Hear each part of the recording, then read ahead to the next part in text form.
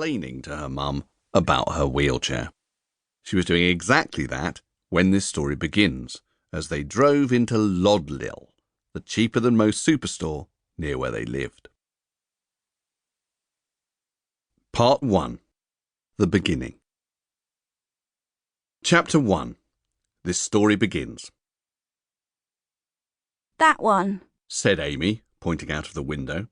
Mum, the rusty one, with the soggy newspaper in it, and the wonky front wheel. That's the kind of trolley my wheelchair is like. yes, Said Susie, carefully backing into a space between two cars, into one of which a family was loading a huge amount of shopping. This was hard to do, as the van was large and high in the back, and Amy and her chair were in the way.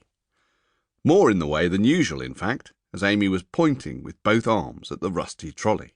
can you see it? No, but I know the one you mean. You do? Well, I know the kind of one you mean because you've pointed one like that out every time we've come to the supermarket this month. Because, Mum, Said Amy. my wheels have been that wonky for a month. Susie sighed and switched the van engine off. Life is as perfect as you want it to be, she thought to herself. Amy's mum was very keen on inspirational quotes, positive things people have said about life that you can find all over the internet, normally backed by an image of a sunset. She repeated these to herself in times of stress. Often, though, like now, as she watched the man from the car next to her trying again and again to slam the boot down over a stuck bag containing mainly eggs, they didn't seem to have much effect. Susie got out of the driving seat, went round the back of the van, opened the back doors, on which Amy had stuck an ironic hot rod sticker that she'd got from a car magazine called Fast Wheels, and pressed a button. The ramp folded out for Amy to wheel down. Amy turned the chair round to face her mum, but then she carried on turning it, away from her, in a circle, and then another circle, and then another. When she wanted to, Amy could turn her chair very, very fast. I can't stop it, Mum. She called out. The wheels are doing it by themselves. Help me! Help me! Help me! Susie watched her with an eyebrow raised. She wondered about just letting her daughter get very, very dizzy and sick. But eventually, after 6 turns and no sign of either the pretend screaming stopping or the circling slowing down, she said, All right, OK, you win, Amy. I'll talk to your dad. We'll get you a new chair. Amy stopped and smiled. She reached into her pocket and took out a piece of paper on which was printed a picture from the internet.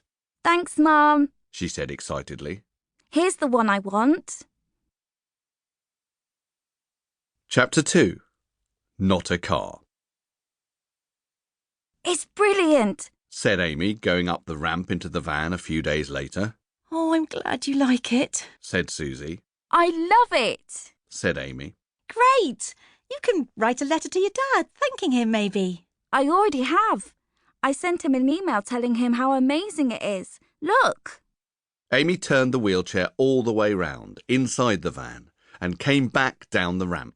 It's like a Dodgem car. She came off the ramp and turned round again, twisting the control lever on her new black, shiny and, most importantly, motorised wheelchair. Her mum had parked the van in their drive and opened the back doors, so that Amy could practice going up and down the ramp, which she had been doing for a while. Quite a long while. It's like a Dodgem car, echoed Jack, Amy's 14-year-old brother, who was standing, or at least slouching, his back against the door, in their front garden, pretending not to be interested. It was one of the things he did all the time now, repeating back anything that anyone said in a bored, taking the mickey voice.